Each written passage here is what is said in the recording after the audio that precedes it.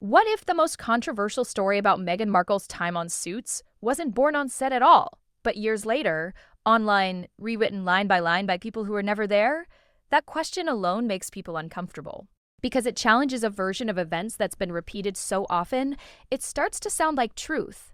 And yet, when you slow down and look closely, something doesn't quite add up. Before the palace headlines, before the global scrutiny, before every smile, pause, and old clip was dissected frame by frame, before we continue, please hit the like button, subscribe to the channel, and turn on the notification bell for updates. There was just an actress, a hit cable show, and a Hollywood set buzzing with ambition. Suits wasn't a sleepy production. It was competitive, fast-moving, career-defining. For many of the actors, it was their first real taste of stability in an industry built on rejection. Every audition mattered. Every scene mattered. Every ounce of screen time mattered. And into that environment walked Meghan Markle, confident, articulate, and visibly ambitious. Now pause right there, because ambition is where stories begin to split. In Hollywood, ambition in men is often praised. Hustle, drive, star power. In women, it's complicated. Sometimes it's admired. Sometimes it's whispered about. And sometimes, especially in hindsight, it's reframed into something darker. Years after Suits wrapped, online narratives began circulating. Headlines started using words like seduction, manipulation, behind-the-scenes behavior. Clips were reposted without context. Old interviews were trimmed into sound bites. And suddenly, moments that once passed without comment were being reinterpreted as evidence. Evidence of what, exactly? That's the question no one seems to answer clearly. Because when you go back to the actual record, what was said publicly, what was documented, what was acknowledged at the time, you don't find complaints, you don't find reports, you don't find formal accusations. What you find instead is something much murkier. Perception layered on perception, amplified by fame. And fame changes everything. Once Meghan became a global figure, her past didn't just resurface, it was re-edited. Innocent interactions were assigned motives. Confidence was reframed as calculation. Professional relationships were reimagined as something else entirely. Ask yourself this: if these stories were so obvious, so undeniable, why did they only explode after her status changed? That question matters, because timing tells stories too. Another name is often pulled into these narratives: Aaron Korsh, the creator of Suits. His words are frequently cited online. Screenshotted, cropped, quoted out of order, sometimes rewritten altogether. A sentence about chemistry becomes something else. A general comment about a cast dynamic morphs into a personal allegation. But here's the contradiction no one likes to sit with. Repetition does not equal verification. The internet doesn't reward nuance. It rewards shock. And once a certain version of a story gains traction, it starts feeding itself. Creators reference other creators. Headlines cite headlines. Suddenly, the original source is buried under layers of interpretation. And silence? Silence gets weaponized. If Meghan doesn't respond, it's framed as guilt. If she does respond, it's framed as damage control. There's no winning move once a narrative hardens. So why does this story still have so much power? Because it touches something deeper than celebrity gossip. It taps into how we talk about women, ambition, and success. How quickly admiration flips into suspicion. How easily confidence is recast as manipulation once a woman climbs too high. This isn't about defending anyone blindly.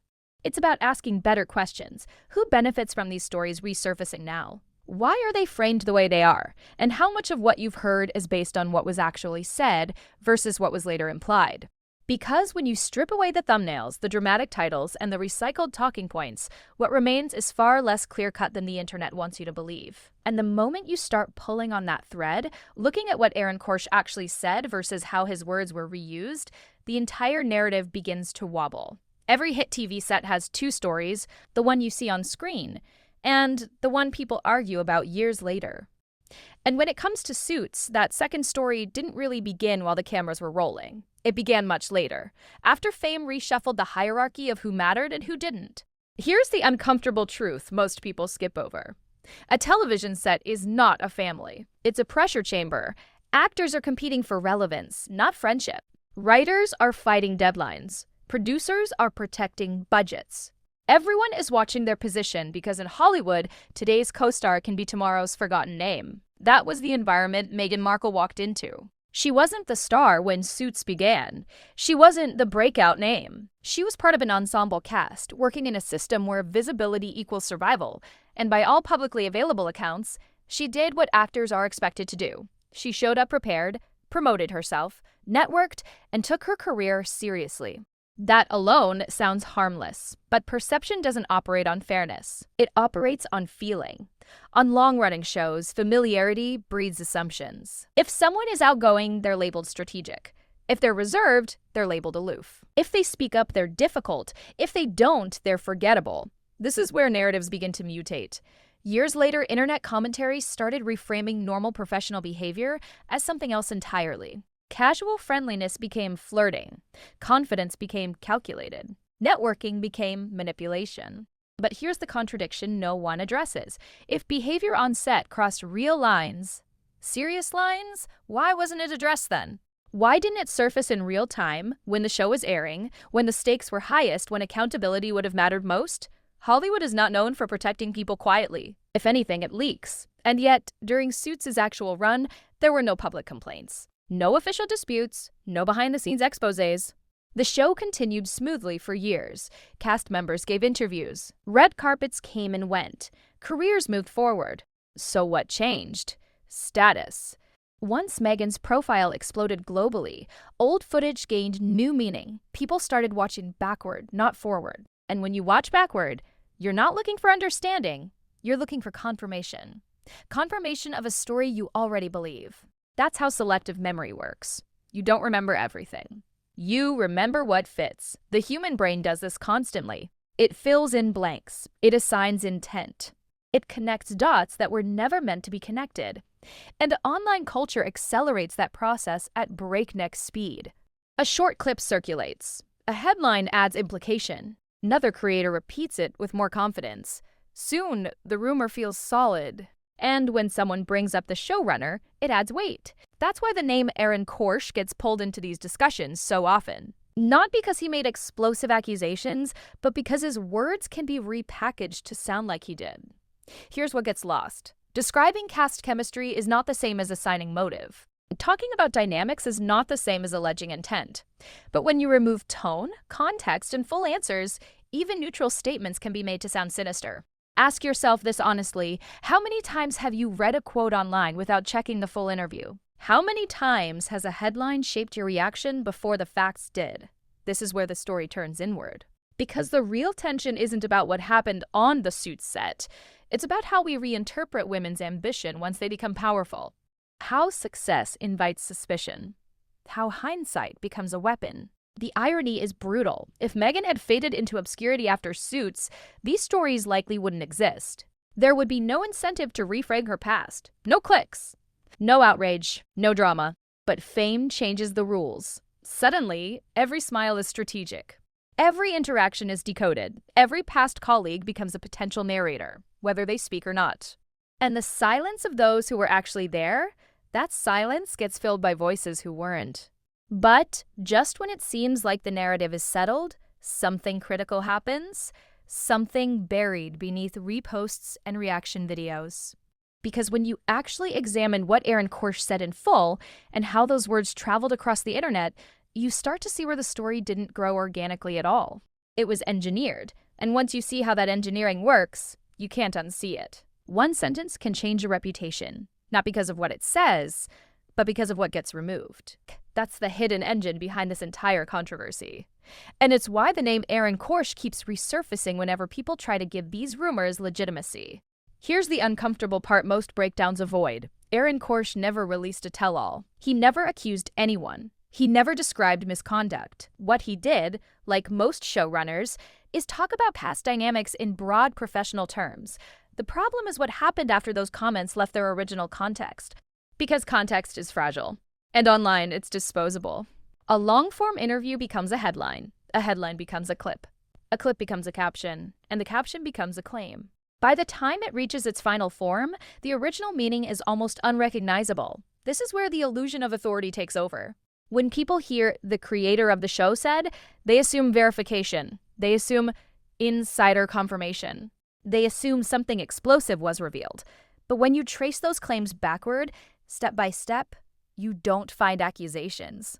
You find interpretations layered on top of neutral statements, and that difference matters because describing on-set chemistry is not the same as alleging intent. Talking about ambition is not the same as assigning morality.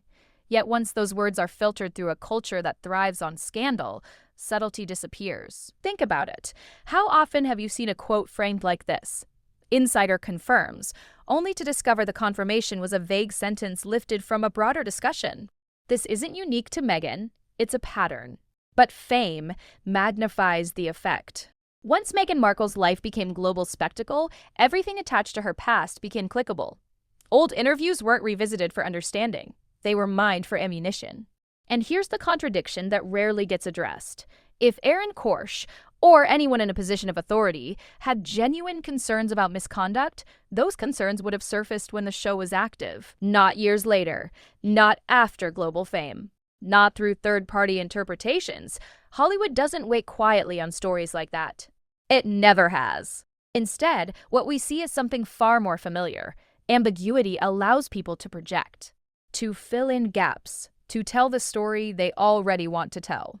And once that story starts circulating, correcting it becomes almost impossible, because the internet doesn't reward corrections. It rewards escalation. If one video hints at impropriety, the next one pushes further. If one headline suggests implication, the next one states it as fact. The language gets stronger even as the evidence stays exactly the same. And silence becomes the final accelerant. When Meghan doesn't respond, critics say she's hiding. When she does respond, critics say she's controlling the narrative. It's a closed loop. No exit. This is why the most revealing part of this controversy isn't any alleged behavior. It's how quickly speculation hardens into certainty once repetition takes over. Ask yourself something honestly. If you heard a rumor once, would you believe it? Probably not. But what if you heard it 10 times? What if different creators said it in different ways? What if they all referenced each other? That's not evidence. That's echo. And echoes feel convincing. The irony is that the more famous Meghan became, the less room there was for nuance. Her past stopped being a timeline and started being a narrative, one shaped by whoever told it loudest. And the loudest voices weren't always the most informed. This is the moment where the story stops being about suits and starts being about culture, about how quickly we accept implication as truth, about how easily power reshapes memory. Because once you recognize how Aaron Korsh's words were filtered, cropped, and reframed, you realize something unsettling. The controversy didn't grow out of new information. It grew out of repetition. And the real question becomes this: if the foundation of the story is so thin, why does it still hold so much power over public perception? The answer to that question changes everything, because it has less to do with Meghan Markle and more to do with us. Why do these stories never disappear? That's the question everything circles back to. Not what allegedly happened, not who said what, but why, years later, the same narratives keep resurfacing, stronger, louder, more certain, despite the lack of new information. And the answer is uncomfortable, because these stories were never really about a TV set. They were about power. When someone rises too fast, too visibly, the past becomes a battleground. Old moments get reinterpreted. Neutral interactions get assigned intention. Silence gets treated like confession. And ambition, once admired, gets recast as threat. That's what makes the story stick. At the beginning of this video, we asked a simple but dangerous question. What if the most controversial narrative about Meghan's time on Suits wasn't created back then, but constructed later? Now you can see why that matters. Nothing new was uncovered. No hidden documents surfaced. No first-hand accusations emerged. What changed was context, status, visibility, incentive. Once Meghan became globally famous, her past stopped belonging to her. It became public property, open to interpretation, exaggeration, and reinvention. And in the attention economy, the most extreme version of a story is always the one that spreads fastest. Think about how this cycle works. A rumor doesn't need proof. It needs repetition. A claim doesn't need sources. It needs... And once a story aligns with what people already feel, about fame, about gender, about power, it becomes emotionally satisfying to believe. That's the trap. Because emotional truth feels like factual truth, even when it isn't. This is why so many people swear they've heard something happened, but struggle to point to where, when, or who actually said it directly. The certainty comes from exposure, not evidence. And the most ironic part? The same culture that criticizes celebrity image management actively rewards the most distorted versions of celebrity stories. Outrage gets clicks, nuance gets ignored, corrections get buried. So where does that leave us? Not with a neat conclusion, not with a villain, not with a confession, but with a mirror. Because this story ultimately isn't about defending or attacking Meghan Markle. It's about recognizing how quickly we accept implication as fact when it flatters a narrative we're already inclined to believe. It's about understanding how hindsight reshapes memory, how fame rewrites history, how ambition, especially in women, is treated differently once success becomes undeniable. And it's about asking yourself one final question. If this story had never gone viral, if it had never been packaged into thumbnails and headlines, if it had never been repeated by people referencing people, would you even be talking about it? That question doesn't erase skepticism. It doesn't demand loyalty. It demands